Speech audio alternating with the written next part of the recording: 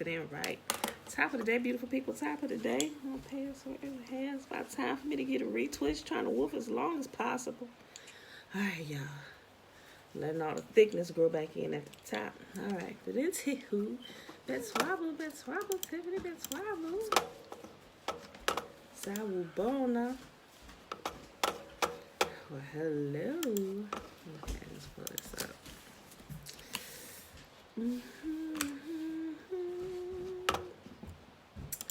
All right, y'all. Habakkuk.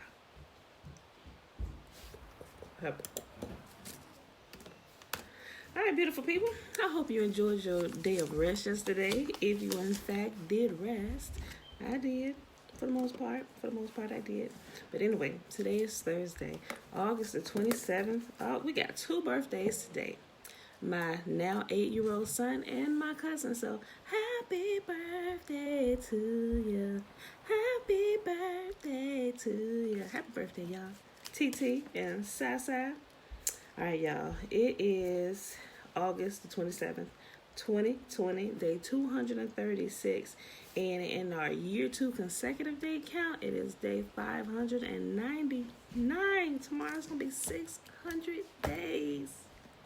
Anyway, we're reading all of the book of Habakkuk today. Habakkuk the prophet, Habakkuk 1, 2, and 3. And they are short chapters. Let me go ahead and change this version here. It always defaults to this. Okay. Boom. All right, y'all. Habakkuk chapter 1. This is the message that the prophet Habakkuk received in a vision. Habakkuk's complaint. How long, O Yahuwah, must I call for help, but you don't listen? Violence is everywhere, I cry, but you do not come to save. Must I forever see these evil deeds? Why must I watch all this misery? Wherever I look, I see destruction and violence. I am surrounded by people who love to argue and fight. The law has become paralyzed, and there is no justice in the courts. The wicked far outnumber the righteous, so that justice has become perverted. Yahuwah's reply. Yahuwah replied, look around at the nations and be amazed. For I am doing something in your own day, something you wouldn't believe, even if someone told you about it. I am raising up the Babylonians, a cruel and violent people. They will march across the world and conquer other lands. They are notorious for their cruelty and do whatever they like. Their horses are swifter than cheetahs and fiercer than wolves at dusk. Their charioteers charge from far away. Like eagles, they swoop down to devour their prey. On they come, all bent on violence. Their hordes advance like a desert wind, sweeping captives ahead of them like sand. They scoff at kings and princes and scorn all their fortresses. They simply pile ramps of earth against their walls and capture them.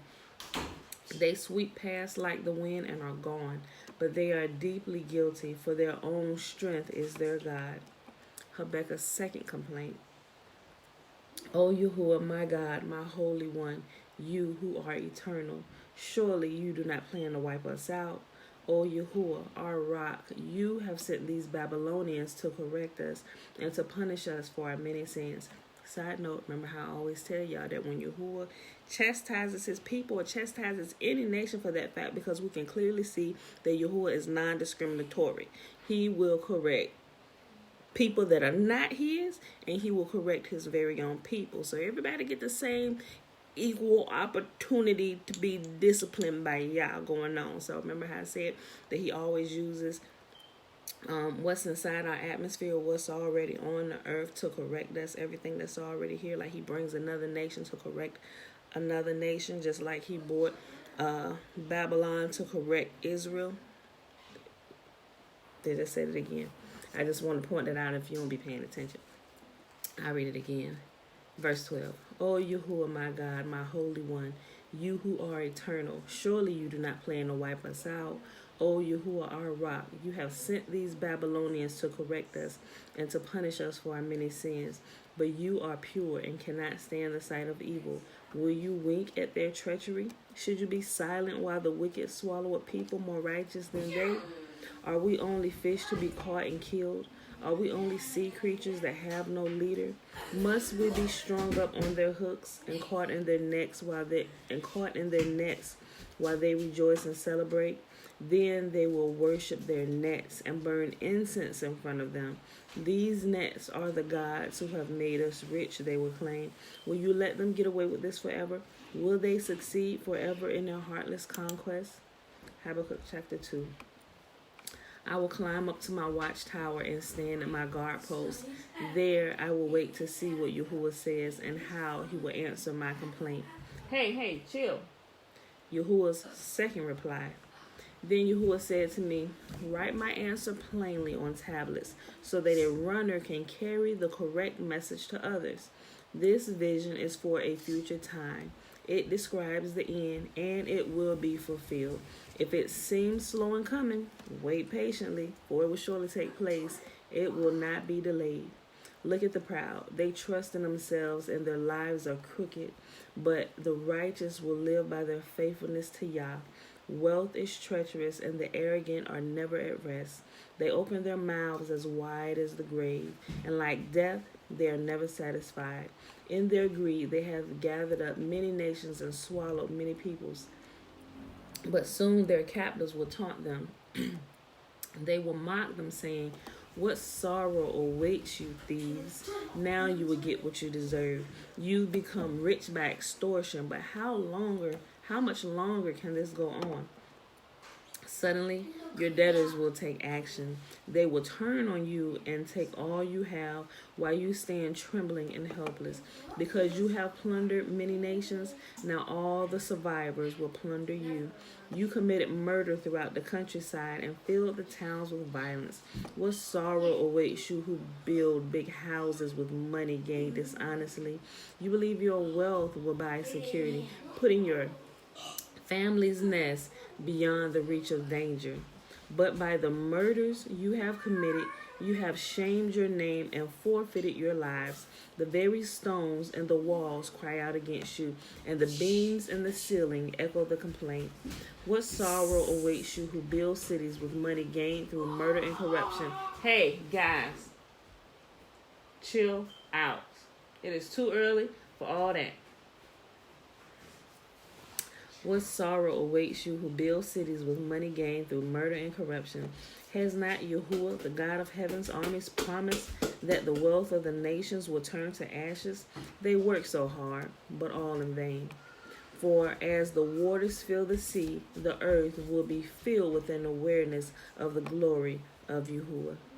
What sorrow awaits you who make your neighbors drunk? You force your cup on them so that you can gloat over their shameful nakedness. But soon it will be your turn to be disgraced. Come, drink, and be exposed. Drink from the cup of Yahuwah's judgment, and all your glory will be turned to shame. You cut down the forest of Lebanon, now you will be cut down. You destroyed the wild animals, so now their terror will be yours. You committed murder throughout the countryside and filled the towns with violence. What good is an idol carved by a man, or a cast image that deceives you? How foolish to trust in your own creation, a God that can't even talk. What sorrow awaits you who say to wooden idols, wake up and save us. To speechless stone images you say, rise up and teach us. Can an idol tell you what to do? They may be overlaid with gold and silver, but they are lifeless inside.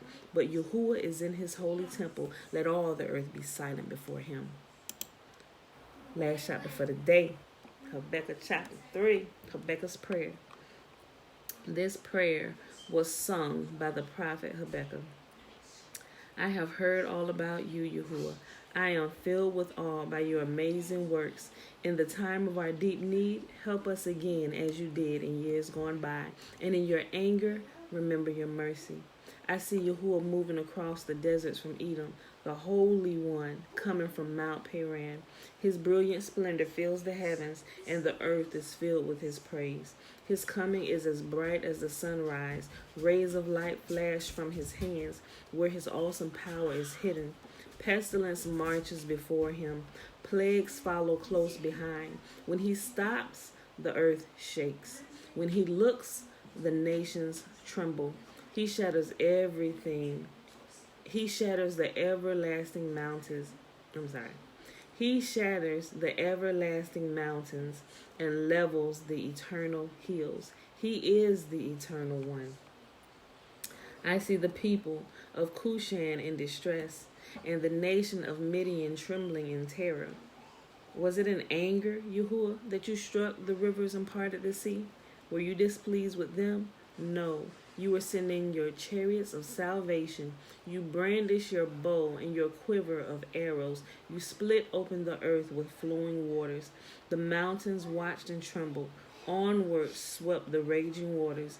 The mighty deep cried out, lifting its hand in submission.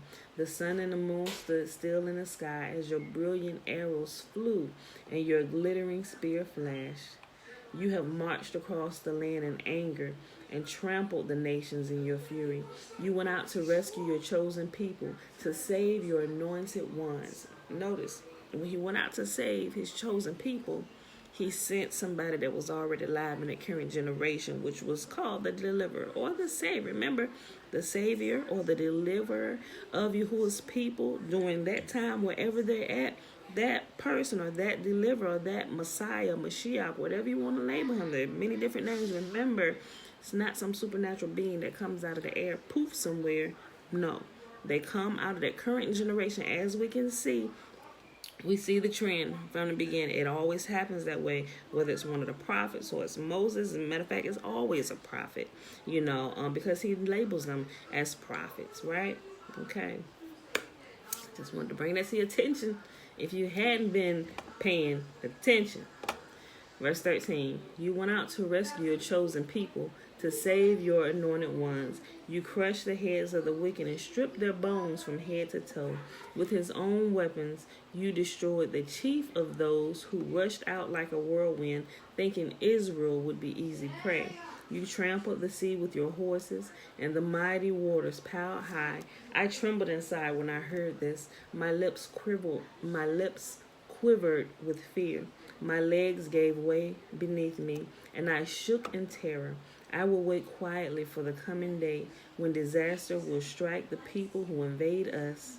Even though the fig trees have no blossoms and there are no grapes on the vine, even though the olive crop fails and the fields lie empty and barren, even though the flocks die in the fields and the cattle barns are empty, yet I will rejoice in Yah. I will be joyful in the glory I will be joyful in the God of my salvation. Yahuwah is my strength. He makes me as sure-footed as a deer, able to tread upon the heights. And that, my beautiful people, is our reading for today. And down here in a little note in parentheses, it says, for the choir director, this prayer is to be accompanied by string instruments. So if you have a gift of playing music, I would love to see you put Habakkuk chapter 3 in a song. Like, you have that gift. Put that to some string music. All right, y'all. That was Habakkuk 1, 2, and 3. It is Thursday, day 236, year 2. In the consecutive count, we're day 599. So let's go ahead and do the blessing and get rocking and rolling. Y'all know where that's found at, right? Yeah, that's right. Numbers chapter 6, verses 22 through 27. And if y'all wonder where I always read it from, I actually read it from the King James Version simply because when I memorized it in that version, so and that's the way I taught it to my children. That way, I don't, because it's the same prayer, but they just kind of use different words, but it's the same exact prayer for real. But like, say I read it from the New Living Translation. I read it from here, right? Verse 22. Then Yahuwah said to Moses, tell Aaron and his sons to bless the people of Israel with this special blessing. May Yahuwah bless you and protect you. May Yahuwah smile on you and be gracious to you. May Yahuwah show you his favor and give you his peace. Whenever Aaron and his sons bless the people of Israel in my name, I myself will bless them. It's the same thing, but I just like the way the King James Version puts it, simply because that's the way I originally memorized it, and that's the way I originally taught it to my children. So I like to stick with that, man. You don't have to. You can read in whatever version you like, But I don't know. I like this version. And Yahuwah spake unto Moses, saying, Speak unto Aaron and unto his sons, saying, On this wise ye shall bless the children of Israel, saying unto them, May Yahuwah bless us and keep us. May Yahuwah make his face to shine upon us and be gracious unto us. May Yahuwah lift up his countenance upon us and give us his peace. And they shall put my name upon the children of Israel, and I will bless them. Whose name? Yah's name. Who will bless us? Yah. Yahuwah will bless us. All right, beautiful people. I love you, and I'll see you bright and early in the morning. Peace. 7:15 Eastern Standard Time.